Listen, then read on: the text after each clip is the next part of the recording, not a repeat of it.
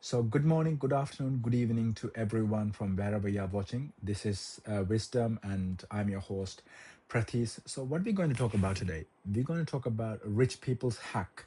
But before I want to go into the video, keep giving your support and leave some comments below. And I want to share a story because I was always wanted to like motivate people to stay healthy and financially independent, and also do great things in life and be happy, I guess, because money never or doesn't necessarily bring you happiness all the time.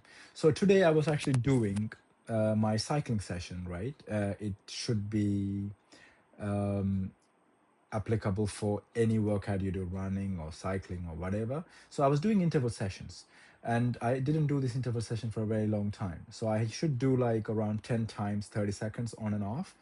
And by the fifth time, I felt hard, and I just thought, okay, why am I doing this? Why am I putting myself through a lot of suffering? Let me just like stop after five. But then I said, let me try the sixth one. Let me try the seventh one. So I was just thinking about each interval. And then miraculously, I ended up finishing the 10th one, even though they really felt hard. But when I finished it, the achievement was great. So, what this is for you to say is, when you don't feel like working out because it's raining, it's cold, or whatever, just put the first step and the second step and the third step. It'll be amazing when you completed your 10,000 step. You don't know. You'll be amazed, and the next day it'll feel easier, right? So keep working out, stay strong, and let's go to the topic. So, what is a rich people's hack I'm talking about? What is it? So, this is something, a lifestyle hack that uber rich people do. But I'm not going to just patronize anyone by saying that none of us around here are not that. But this is an information video, and I'm pretty sure when any of you or many of you become this, this will also work for you, right? So rich people actually, all these big CEOs and whatever, they make money and they borrow money to live rich, because when you gain a lot of wealth, you have to pay capital gains. So how do they do this, right? So say for example, people like Elon Musk and the others who has like hundreds of billions of dollars in net worth, they don't have any cash in their account. What they own is their company, right? So say for example, Elon Musk's Tesla is like $1 trillion. He owns around 15% of the company. Then he has $150 billion. But that's all like his company's worth. So how does he actually live, right? So I'm going to make this a very quick summarized thing. So don't be confused, but you can pause the video and have a look on what I'm trying to say. And you can do some research, and I'll probably break this down the line. So he would go to a bank and say, okay, I have $150 billion of securities. So that's his company's net worth that he owns. So he is $150 billion rich. Say, I'm going to give you 100 billion, or a random number. Say he says, I'm going to give you $1 billion worth of my securities. Can you borrow me like $100 million in cash? So the bank would think, right? So he has $1 billion. So he's giving the bank 10 times his loan value. So that's called loan to value. So when you borrow money against gold and whatever, this is what the banks look at. They give you around 70% of their value. So if your gold is worth like 100,000, they will give you 70,000.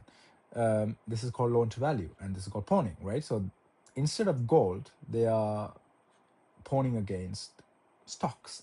So what happens is, like, when I give you $1 billion worth of security to borrow $100 million, it's more secure because like if I don't pay my loan, I have 10 times the worth. So the bank thinks I'm secure because I gave more assets.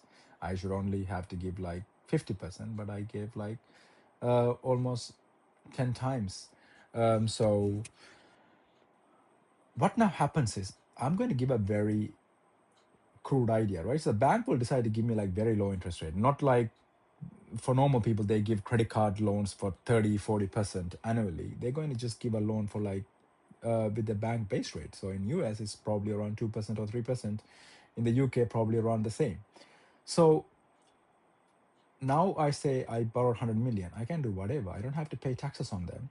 I don't have to pay taxes on my $1 billion because I never sold anything. So it's not as capital gains.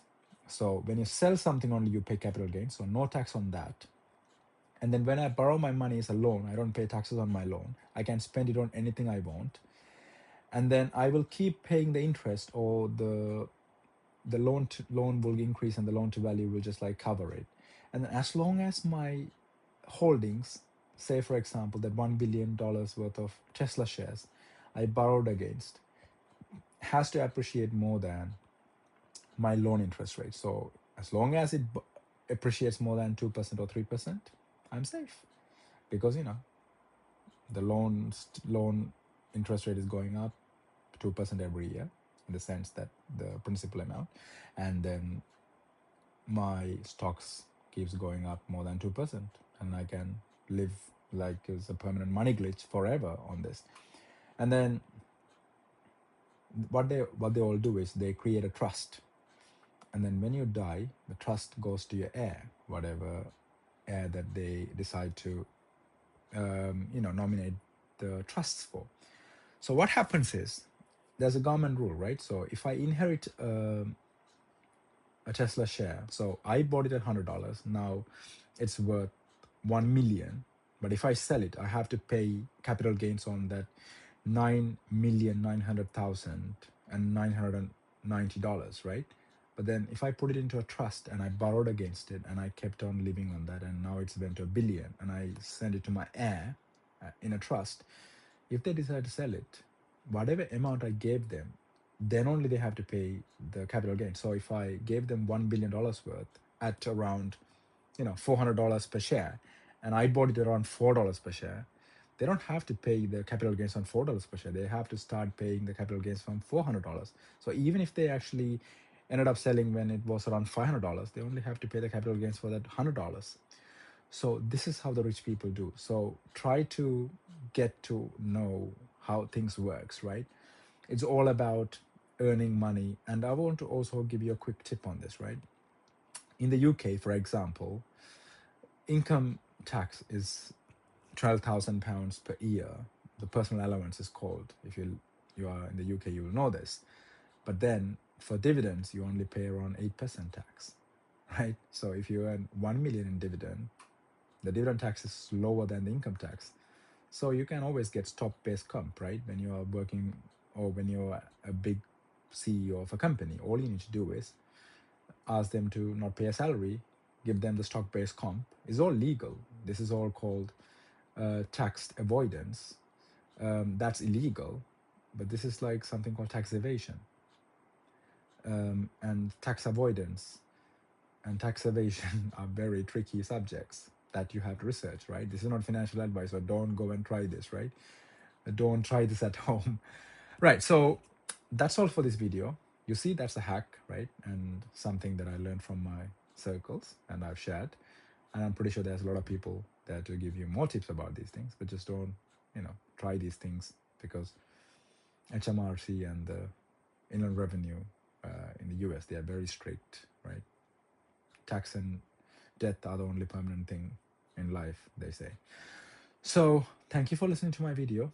And I'm sorry that I couldn't upload a video yesterday, because I did upload a video, but my internet was very slow here, and then it literally like took me 24 hours to upload the video, right? So I'm going to try and upload this video today, and I will also try to keep the consistency going and give you support by watching my videos and leave the comments, so I can actually make more better videos, and I hope I motivated more of you today. And until next time, thank you very much. Bye bye from Wisdom again. And this is your host Prathis.